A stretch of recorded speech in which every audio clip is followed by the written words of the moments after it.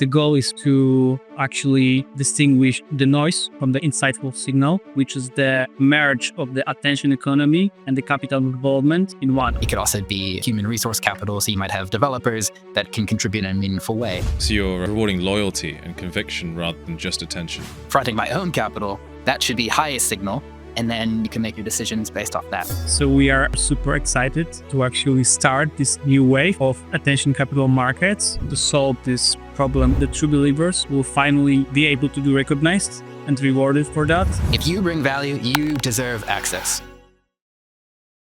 Why do you love crypto? There's no other way to describe it. It is the most cutting edge part of marketing. There's more freedom than any other industry.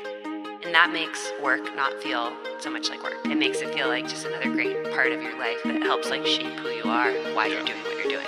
You can take what you've already done that was innovative, throw it away and build something new. You want to give someone something versus taking something away. Projects underestimate the power of community. Numbers are fake. The only thing that's real is culture and vibes. Leadership is not a means to an end. It's just a calling on the way to shaping the reality of everyone else.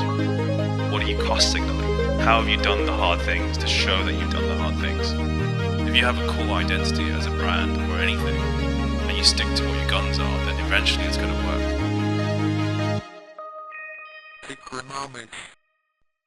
I guess we're rolling, dude. Gentlemen, thank you for doing this. Thank you to Zoe for hooking us up and doing everything, and thanks to Alexa and Christine and everyone in the background as well. This is, I think, the first triple studio thing that I've seen for a while, but actually it's quite funny that I think Fabrizio, I'm sorry, dude, you just got your laptop and a mic on. But yeah, look, welcome. This is awesome. I guess Tickonomics, normally we do interviews of projects and founders, but now we get lucky enough to have two head honchos of two very cool projects. I will let you guys introduce yourself. Maybe Filip, do you want to go first? Of course. Yeah, first of all, thanks for having me. I'm co-founder and CEO of Cookie Free and contributor to Cookie DAO.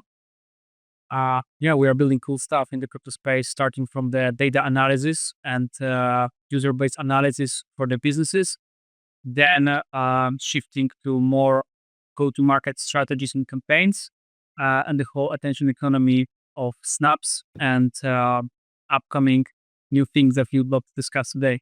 Awesome, dude. Thank you. It was good to see you I think Denver was the last time we saw each other, right? Dubai, actually. Oh, it was Dubai before. Yeah, it's Dubai. Yeah, they all kind of blur into one, don't they? Fabrizio, well, first of all, welcome to probably the best haircut I've ever had on the show. But I think that people will probably realize why as soon as they hear your accent. But I think the Australians are known for particularly good hairstyles. But yeah, I'd love to hear about you and what you do, man. Australian, in case you couldn't tell. Fabrizio or Fab, either is fine. One of the two co-founders of Legion. I'm an underdog maxi. What the hell is Legion? We're essentially the place where we connect the best capital with the best projects. And that's pretty much it. Here, we've got a cracking 6 months coming up. With Legion, we've got some super exciting stuff we're doing with Filip and the Cookie team. And rocking what we call in Australia a Leb Dragon. A Leb Dragon. What is the origin of a Leb Dragon? Why is it called that? Honestly, it's short for Lebanese dragon, and I think it originated from Lebanon. A bunch of the Lebanese guys that moved to Australia, they would rock this haircut, and then became popularized in footy, and then now it just goes by Leb Dragon. Very powerful haircut. Very powerful. I guess this is where the DeFi mullet first came out, right? Like CeFi in the front, DeFi in the back. That's exactly right. Well, thanks for being here, gentlemen. Before we jump into kind of the stuff we're going to talk about in a second, I want to talk about maybe some of the problems that we all face on the timeline, getting access to capital. One of the biggest things that's really relevant right now is engagement farming, right? We've seen the birth of InfoFi, which has had a lot of benefits, but we've seen a lot of problems. Filip, do you want to tell me a little bit about how you're seeing engagement farming and, for lack of a better word, slop on the timeline, and how you think this can be fixed? Yeah, sure. So basically we are dealing with kind of that farming or like bad actors activities on the daily basis. It's a constant race and fight between each other because we are improving algos. They are like gaining them, trying to name it, and so on. So it's like the endless fight between each other. Obviously, the goal is one, to actually distinguish the noise from the insightful signal, and generally content that is providing some value and conviction, rather than just farming creation of the content in any form. So there are like plenty ways of, let's say, like farming. So either to create AI generated content, to automate it, to automate the engagement, to pay bots so they can engage with you, to engage each other with some like organized groups. There are like multiple ways of actually trying to game our algos and other players' algos. And obviously, our goal is to actually recognize and distinguish those bad actors from the real creators that are providing value, that are credible, that are trusted by the audience. And this audience is actually then impacting the project recognition thanks to this insightful content that those real creators are providing. Makes sense. I think there's a great story. In the lead up to this recording, I was reading about just this stuff in general, and a lot of people might have heard of Goodhart's law, which is basically when you make something a measure or like a metric that you got to chase, then it ceases to be a good measure, right? Because before Info5, people were just like making content, like some of it was good, some of it was bad. There's a story about how in like colonial India, cobras used to be a huge problem, and then what they did was the British was like, oh, like we'll give a bounty for anyone who brings in the head of a cobra. And then, as you would see, maybe that, for a couple of weeks, cobra numbers started to go down because people were just killing cobras and bringing them in. But then within 4 weeks, the cobra numbers went up. So what turns out has been happening is people started breeding cobras to then cut their heads off and give to the British. So I think there's like a little parallel here of you get all these cobras who are commenting on every post I made a post about Katana recently. And there were so many bots that were like, it's not just that, it's that. And it's like, I don't know. Anyway, it's interesting. It's a problem worth solving, I think. And Fabrizio, or Fab rather, you're solving a different problem, right? Which is access to capital, like preferential capital opportunities, because that's what everyone's looking for in this game, right? Why did you decide to solve this problem, and how are you going about doing it? Yeah, I mean, definitely. So kind of more broadly speaking, capital formation, I think people typically think of financial capital formation, but I think what we'll get into here, attention capital, human resource capital, brand capital, like there's a ton of different things, and you can dive really deep into that. But maybe backstory of how we got here. As mentioned before, I like to think of myself as underdog maxi. I grew up, hectic story, but to make it super short, my parents had a really bad divorce when I was like 5 or 6 or something like that. I'm the oldest of 3. The result of that is we ended up in a very bad financial situation. I was living off food stamps, 6, 7, 8, 9. And I didn't have a lot of the same opportunity as like a regular kids where I was growing up had. And I think that from a very young age kind of like ingrained in me is like, okay, if you're going to be the underdog, you've got to work harder. You've got to get access to things. You've got to do more. So like, I don't know, I stopped watching TV when I was like 8 or something, or 9. I stopped like eating like cakes, candy, sugar and stuff like that when I was like 10. Right. Like you look back now, that's kind of weird, but like in the time, it was just like, I'm just so motivated to see change. And I think the whole reason I fell in love with the idea of crypto is like, you have internet connection, you've got determination. It's like, you're a go, right? You don't need to get someone else's approval. You don't need to have a particular race, religion, speak even a certain language, right? And I think that whole idea is what made me fall in love with crypto. And I think like the ICO era really spoke for that. And it's like changing this idea of like right now, the rich are getting rich, the poor are getting poor. And this kind of like cycle of like enabling, the lower class to kind of level up through this new meta in a domain that wasn't yet dominated by outstanding players that, either through nepotism or capital. I think like to wind it back, that's like one of the most pure things around capital formation for me, right? I think in crypto, we have this awesome tool and mechanism via token. And the whole superpower of tokenization is coordinating real world behavior at scale, right? Through that economic incentive of like encouraging people to behave in a particular way, some sort of abstract incentive mechanism or machine, largely defined as tokenomics, right? And I think that if you can connect people that add value beyond just financial capital with projects wanting to make change, that's when you can really create something that's, significantly meaningful. And hopefully we get to a place where we're impacting the world in a positive way. rather than just pumping a few tokens and then calling it a day. I mean, look, I think that's exactly the reason why we're here, right? It's just access to stuff and doing the things you can't do. Like you'd be denied access to a lot of things, and that comes with its own set of responsibilities, right? I mean, anyone with a Bored Ape PFP knows that for a fact, that they shouldn't click links, but they do anyway. So that's kind of the thing with crypto, right? But I think attention and capital are like the two kind of key things we're talking about here. And Filip, you talked a little bit about adding value to the project, right? Like there's been so many projects that work with people that are essentially yappers, that they get an airdrop, then what happens, right? Like there's no economic value from this activity. I guess, attention and capital, put them together, you get attention capital markets. Like, what do you guys both see in this, and what are your plans for it? Yeah, basically that's it. So as we discussed already pretty briefly, engagement and the attention generally can be gamed, can be farmed. What cannot be gamed is actually the capital involvement. That's why we at the Cookie partnered and teamed up with Legion to actually introduce these like attention capital markets, which is the merge of the attention economy and the capital involvement in one. So basically, as you said, first of all, the anti-farming solution, which gives real creators and real believers finally the possibility to prove this like conviction, not only by talking about the project and by shilling it, because there's no proof that you are actually a true believer. You can just like shill it for the airdrop, right? Whereas where capital involvement comes in, you cannot farm it. You can like invest, you can hold, and you cannot farm your capital risk that you are putting on by betting on specific project or token, either pre-sale or pre-TG project, or the post-TG one.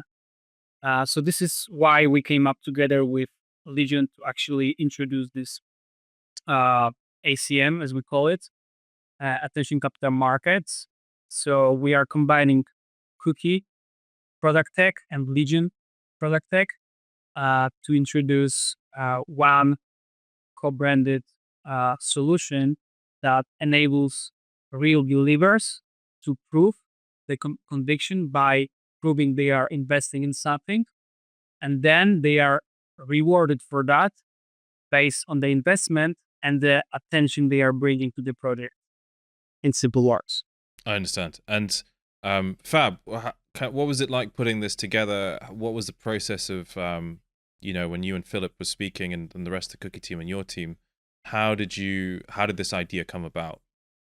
I'd say it's a pretty natural kind of evolution. I think we both sit in this unique space where we see particular issues and particular problems. And I think it was a natural marriage.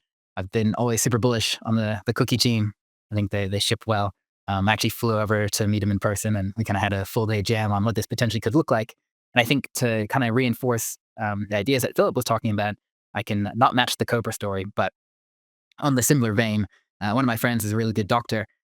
Before this, I was at a health tech startup, and we were looking a lot at primary health. He was a doctor in like regional New South Wales, like outback, not really much happening there. And in Australia, there's something called Medicare that's more or less free. So you can go and get free doctor appointments, etc. But they had a big issue because people weren't showing up. They had something like 60% of people would make bookings and then not come. And so what they did one day is they changed the price from free to $1. And just that single thing, like upped the show rate by like 80% or something like that, basically overnight. And I think that while that's a story about obviously health and a very little amount of capital, we borrow that same idea in this situation, right? So, you've got a zero cost basis airdrop, all these cobras lying around, people are breeding cobras and then selling the heads for money, right? They don't necessarily have any, psychological connection with this. Where as soon as you start to front your own capital, you bring in loss aversion, endowment effect. People are significantly more likely to do due diligence, are significantly more likely to engage with projects, right? And we see a lot of that superpower coming out, like through Legion, through fundraising, right? Aligning incentives. And I think with the awesome tech that Cookie have built, it's like now you can kind of marry these two things together. So again, this idea of attention capital markets, this idea of true believers, where people are actually saying, not only do I think that this is cool because someone's paying me to do it, but I'm actually like fronting my own capital. That should be highest signal. and then you can make your decisions based off that. It sounds like there's a hierarchy of support, right? Because you can. It's kind of like if you're doing anything. If someone's like, "Yeah, cool, I'll support you in public," that's great.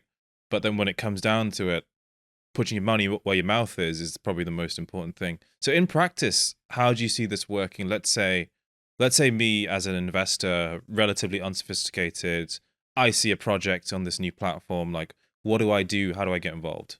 There are like two phases basically that are like intersected between each other. So there is like the pre-sale and the snap campaign.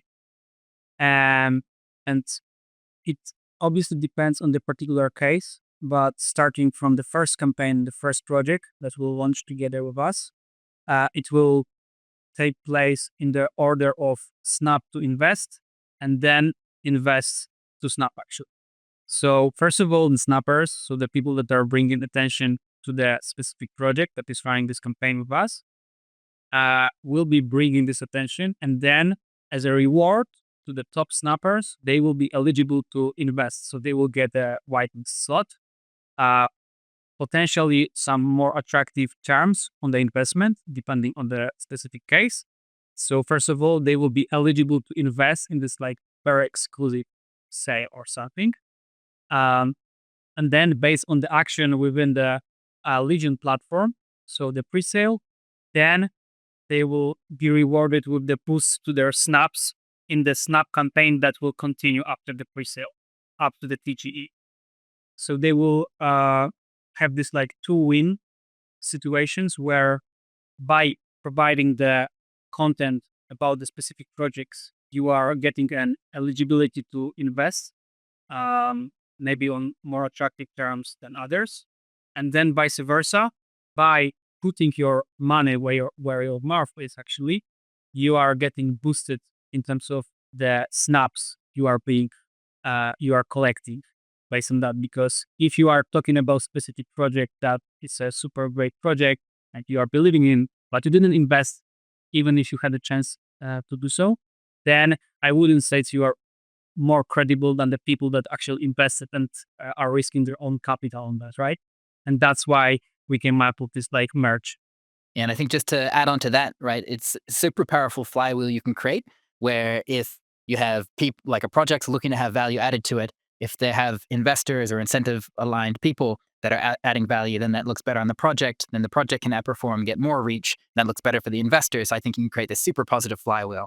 I think it's at the moment in time where one of the parties in that chain starts extracting value that someone's going to lose and that flywheel kind of stops. I think that this is a super powerful mechanism, again, aligning incentives in a positive way and then pushing forward, which should end in, not a zero-sum game, but a positive outcome for all parties involved.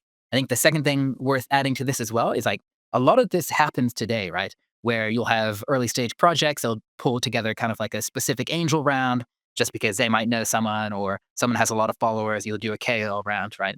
But at the moment, that is like only accessible to people that already know it, right?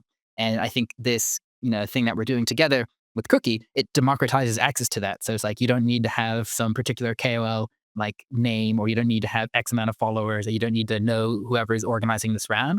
This now like re-democratizes access to that. So coming back to like the true tones of why, like Legion started and a lot of the similar thinking that we have with Cookie. If you bring value, you deserve access, right? And that is beneficial for all parties involved. And that's really what I want to hammer home. I always want to have not just softball questions, right? Like if I was trying to exploit the system, I would essentially farm and sell my account with access to the pre-sale. Have you guys looked at how to, I mean, do you even want to stop this? Because the thing is the end result is the same. It's positive for people that are involved, because even if someone's trying to game the system, which happens now with InfoFi, right? If someone games the system, there's still money being put down, right? How have you guys thought about these kind of exploits and edge cases? I mean, there will be plenty of such takes in terms of like those bad actors that would like to game us as well. But generally, we are aimed to raise the cost of being gamed, and that's it, right? If we are raising the cost of it, and then we are already winning over any solution in the market. Because like obviously, we can think that we will somewhere in the future create like perfect solution for everything that won't be gained by anyone. But I would say it's not possible, even maybe. So I wouldn't take so much focus on those like edge cases, because even if we are providing the better solution than anything on the market, then we are the winners because there is no other solution to actually provide such a value. And I think just to continue to speak on what Filip was talking about, raising the cost on Legion in particular as well, and this is the same on Cookie, right? You do have to connect your social account, and it's not just about how many followers you have, it's more the quality of followers, right? So I think that if there is someone willing to also sell their Twitter account and access to the wallet, etc., potentially there, but again, raise the cost, and I think it will come into wash in the end. Well, look, let's talk about any key dates, right? Like, when is this all happening? Is there anything else that you can share that we can put out or be ready for? Yeah. So basically, the campaign starts from day one, when the people will be able to prove their investments in the pre-sale that already happened like some time ago, a few months ago. And thanks to that, all of those people that will decide to actually prove their investment will be rewarded with additional C snaps, which are like capital snaps, to distinguish, like, let's say, normal snaps, standard snap versus capital snaps. And then we will have like two leaderboards with C snaps and snaps, two airdrop allocations, the bigger one for the C snaps and the smaller one for the snaps. And eventually there will be the community sale, not disclosing when, because I'm not sure if it will be already disclosed the date. And up to the time when the community sale happen, everyone will be able to collect the snaps, and this particular group of the pre-sale investors to collect the C snaps. But eventually, top snappers will be also eligible to participate in the community sale with some more attractive terms versus other participants, thanks to which there is an incentive to actually be as high as possible in the snaps leaderboard as well, not only the C snaps. And eventually, the people that will join the community sale will also be rewarded by being recognized as like investors. So they will be included in the C snaps leaderboard with the bigger airdrop allocation. In terms of the dates, I guess we are not sure about any date, because we are working in crypto space. We are in a timeless space. We don't know when this is going to be released or where. I mean, I think it's really cool that that's really, really important to mention that, to highlight that you're saying that it's complementary, right? So the snap system and the C snap system all work together in parallel. Is that right?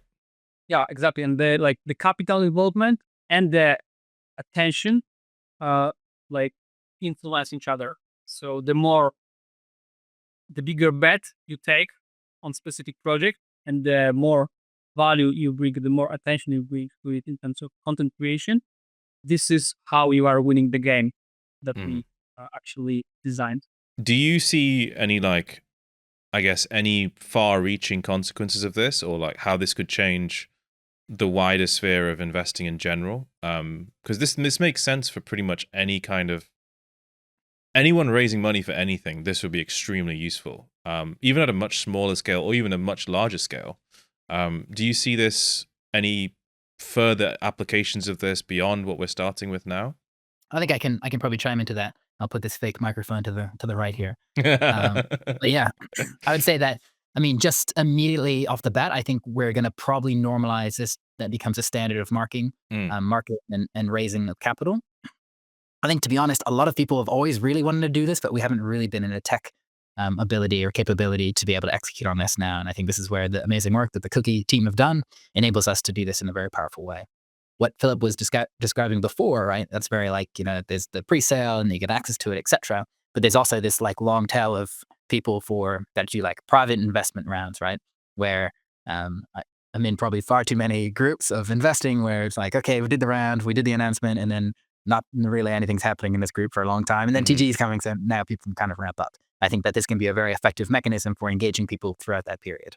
Now, you might say, okay, is this just for people that are posting on Twitter? I think that there's a ton of options and different platforms and devices that can be expanded onto. But outside that, then there's also some other core elements to this. So it doesn't necessarily just need to be about attention capital, right? It could also be, as mentioned before, human resource capital. So you might have developers that can contribute in a meaningful way. And that can also run through this exact same situation in the same program, right? I think that this is just a more effective way to have incentive-aligned individuals execute in a way that's quantifiable and that you can reward people that are willing to work throughout that process. As you were speaking, Fab, I think what you guys have invented is the first DAO that actually works. Oh, no, I've never heard of that before. Because, you've aligned capital and social in a very, very clear way. But no, it's super cool. I think that you're right. It's going to be the standard pretty soon because this has been the way that things have worked for a very long time with VCs who have early investors. They put out the tweets, they put out the support, and then you've got people that are in KOL rounds. You put it out. This just makes it easier all the way up and all the way down. I guess my next question is, what do you think, or who do you think this is going to piss off? Like, what existing models are you guys disrupting by doing this? Yeah, I think it's pretty self-explanatory, right? I mean, you probably can bucket this into a large category of people that either just leveraging their brand. I mean, there's so many nightmare stories, right? You know, for a fact, you hear this stuff all the time. Like X person said they invest in XYZ and then never heard from them again. Or we sent them the tokens, immediately market dumped. Or worse is they did a bunch of tweets to their followers while market dumping at the same time. And I think like that extractive behavior, we really want to remove and kind of clean things up. Because as mentioned before, all the other parties it benefits with this very positive flywheel. I think to name a few KO managers, like there's definitely something to be disrupted there. I think now that we get to this place where you're democratizing access, where more people can come in, that just creates a competitive market for it. And I think the end game for projects, end game for actual people trying to add value is net positive. The people that are just trying to extract, it's probably not beneficial. So I think it can even reshape the whole model of involving creators and investors to your project, because on one hand, creators will be able to prove their investment, they bet, and their risk they are putting on. On the other hand, the ones that are not doing it, are not proving it, will be distinguished, and people will start to recognize the ones that are proving it, comparing to the other ones. So I think the market expectations and requirements will dramatically rise in that terms. On the other hand, people will finally, I mean the believers in the project that are not specifically creators, but are just traders, investors, believers, holders, will be able to recognize those true believers that are proving their capital involvement, and also starting to following them, for example, on X or any other platform that will be supporting in the future. So you will be able, as a investor, to discover creators that are actually your fellow holders.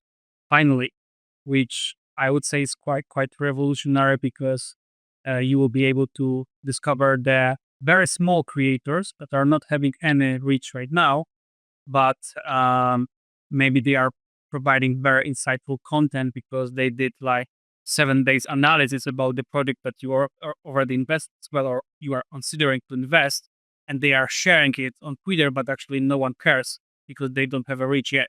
So they will be discoverable and recognizable by the others thanks to this proof of capital involvement. I love it, dude. I was going to say that there's, when you've been around for a while, there's, the Kobe's of the world, the Split Capital, there's a bunch of them that are well known, but they're not shillers, and they have real pull in the space, and they really put detailed things together, or at least have cultural relevance. Whereas there is a new type of creator that's, if you've been around for a while, you can tell, but if you're new and you see someone with looks like a lot of followers and they're talking about a project nonstop, and then they think, oh, this person might actually believe in it. I think it's the authenticity and the quality that comes out, because there's a quadrant, right? There's like time in the middle, and then you got, you know, capital on the other side. And most creators are usually actually high time, low capital, because if you're farming InfoFi, right, you've probably got a lot of time but not a lot of capital, because the numbers don't work out that much. But there are creators who have low time and very high capital, who this is going to be a way to engage. I don't know if you guys have seen that. I actually spoke to the founder of this app. It's called 2 Cents. It's not a crypto app, but it has some crypto functionality. It's basically a social media network that everyone's profile is their net worth. So you have all these polls with like, you know, what do you think is the best career to teach your kid or whatever? And then you've got the results of the poll, but then you've got the actual net worth of the people who answered the questions. I think it's like a really interesting like social lens on decision making. Have you seen 2 Cents? It's an amazing concept. I've never seen 2 Cents before, but I love that principle. I think there was this other thing from Superhuman where they did this kind of like product market fit machine where they went and segmented, you know, different types of users, right? Of like, you know, they'd be devastated if they couldn't use the product anymore. They'd somewhat care or discontinued, or they wouldn't care at all. I think, like you said, aligning feedback and like filling out or finding the signal within the noise, you can kind of like take a directional bet. I think what Philip was talking about is like inherently we're all social beings, right? And this is kind of like, you know, NFT and PFP is like everyone's got a pudgy penguin, and you're like, you don't know the person, but they're rocking a pudgy penguin. You know you're going to be friends. And I think it's like we want to take that same capital, be able to connect the people that actually want to add value, because in the end of the day, they want the same thing, right? If they can recognize each other and then come together and create awesome things, I think that's super powerful. And to take a example back, like, you know, the Chainlink ICO, you know, you had the crazy Link Marines, right? Link Marines, class of 17, baby.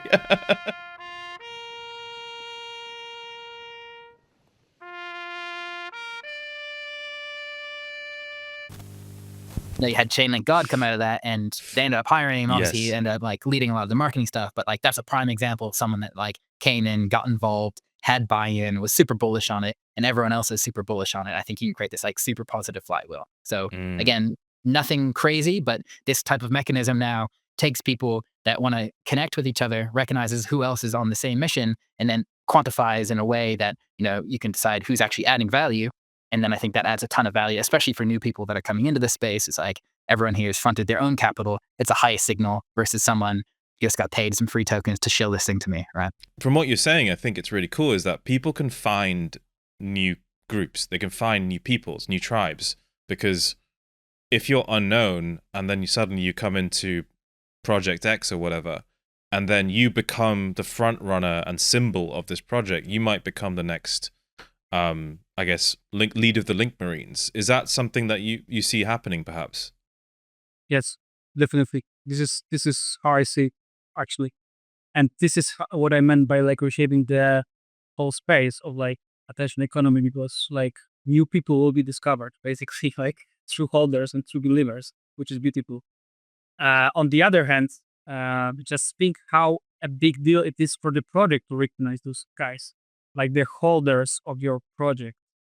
It's even more important to the project itself than to the other investors, probably, because then you can actually get a direct feedback. You can DM those folks, because right now you cannot DM wallets on Etherscan or wherever Scan is on the chain. And here you will be able to actually DM them and ask about like their opinion and something, because they are holding like a big box of your token. And you will be also to recognize them, reward them, involved into your community even more. So there are like plenty of things that you will be able to do finally, comparing to the ones that you couldn't do before we launch ACM.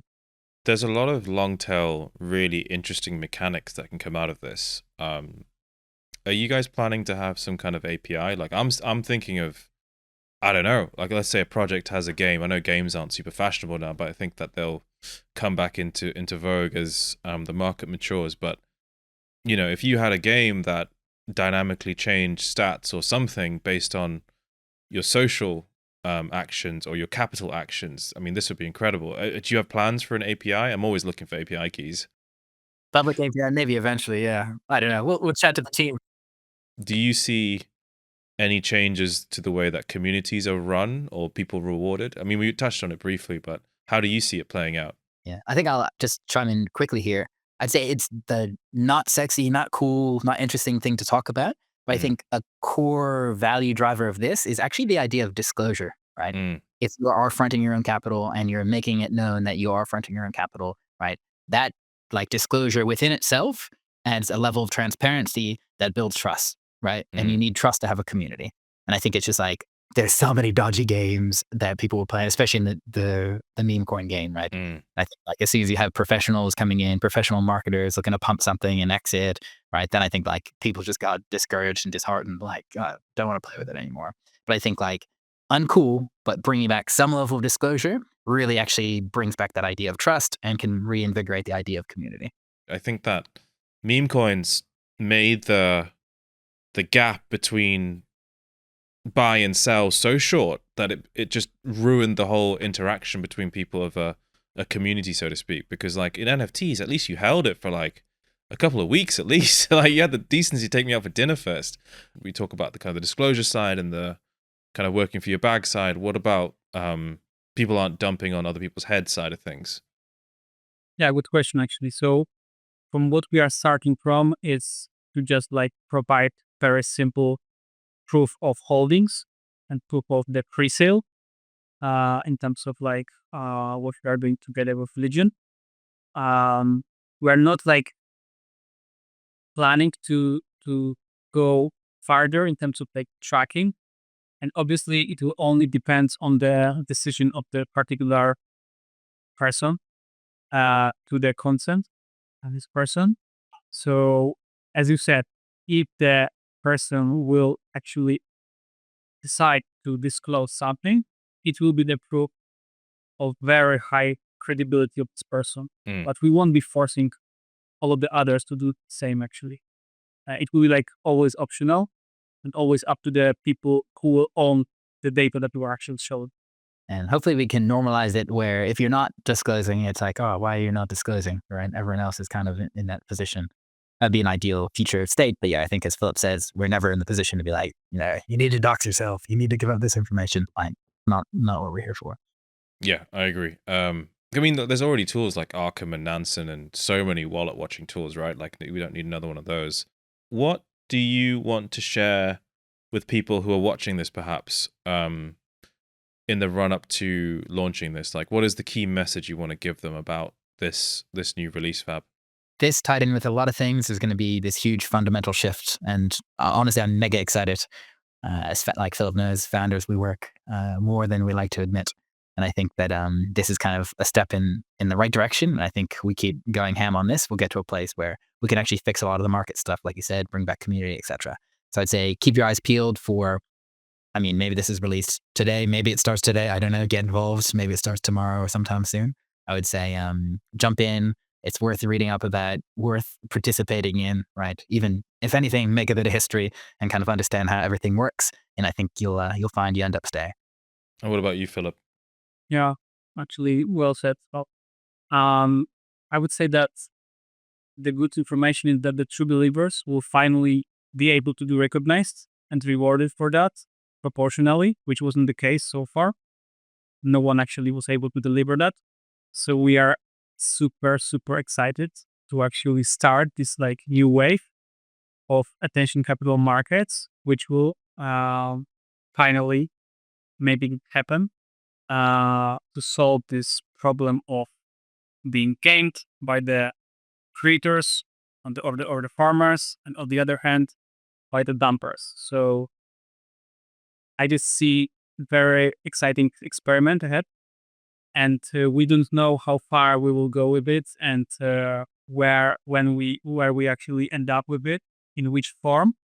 But I believe this is a very interesting thing that we are right now participating in. And the cool information is that anyone actually join it and start to not to farm anything, but to prove that they are the true believer and they have conviction in something. So you're rewarding loyalty and conviction rather than just attention. I think it's one of the best combinations of attentional capital kind of systems that we've seen so far. I think that, a lot of the time, to change tack a little, these huge entities in the space like Legion and Cookie, people don't really get to hear about what the co-founders are like. I want to do a couple of quick fire questions, one at a time to each of you. Fab, are you bullish or bearish on the pump ICO? Ooh. Okay, you want to know a crazy fact? 64%, I think it was, of the people that capped at the 1 million ended up selling within the first hour or something like that. That's a little bit bearish. They weren't in it for the pump. But I think overarching, it's quite positive for the space because it goes to show that, one, Binance is not the only option where they've got some hectic extractive things that people typically don't know about. So it can be different. And outside that, it's like the people want the return of the ICO. Obviously, you've got questions like, do they need $1 billion? I don't know. Leave it up to you to decide that. But I think the premise of this ICO concept kind of coming back and doing it in a more regulated, slightly more regulated, or eventually getting to a more regulated space, I think is bullish long term for our space and continuing to grow. Yeah, definitely. I mean, look, my go-to metric is always, which side of the argument has the most long think boy threads on it? And most of them were like against it. So I was like, it's probably going to do well. If if people are hating on it, it's probably going to do well. And Filip, what about you? Are you a trader? Are you a holder? Do you use Axiom? Do you still have your block folio? I don't know how old you are. Like, what's your like trading profile? Yeah, like I was starting from the trading in 2017, so I lost my first like money late 2017 on some 10x leverage or something, on some contracts. Rookie numbers. Then I became a holder to the bear market, and I restarted to trade, and then I lost even more money, and then I decided I'd like to actually build something valuable. And that's how we started Cookie Free back in late 2021, actually. Right now, I'm not a trader. I'm just a holder. I don't have time for trading. Obviously, I'm observing the charts and the market on the hourly basis, let's say, to be up to date with what's actually going on. In terms of the pump fund, I would just scare them about the potential extraction of the liquidity from the pump fund-related tokens. I'm a true believer of Partcoin. That's financial advice. Wow. So Filip, if you were a better trader, we wouldn't be here because Cookie was.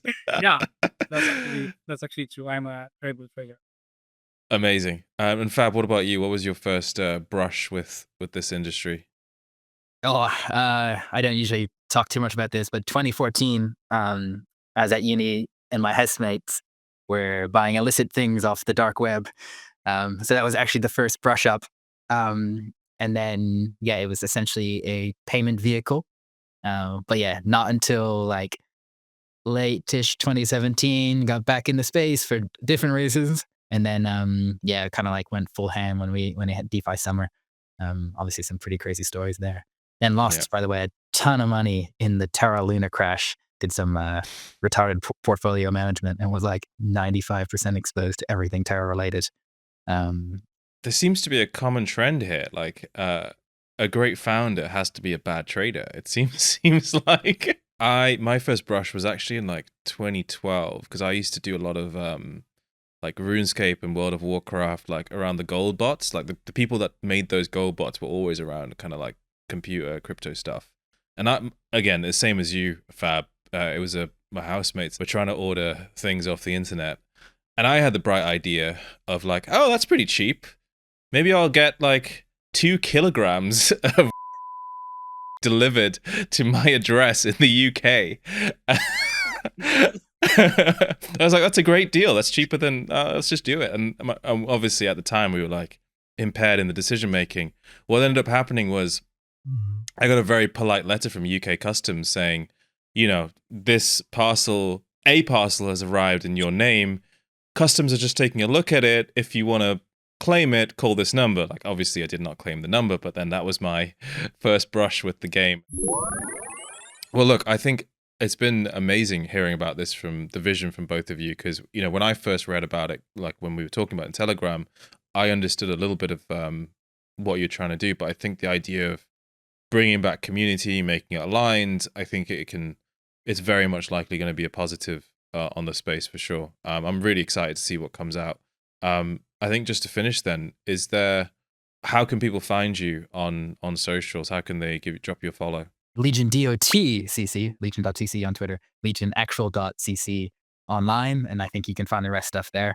Myself on Twitter, do it different, but instead of an O, it's a 0, so D0 it different. That's pretty much it. And what about you, Filip? How can everyone find you? Yeah, obviously on X, cookie free CO, cookie.fan, both handles. Check who are they following. There will be like my handle. It's like too complicated to tell you what is my surname. We'll put it in the notes. But yeah, thank you so much, both of you.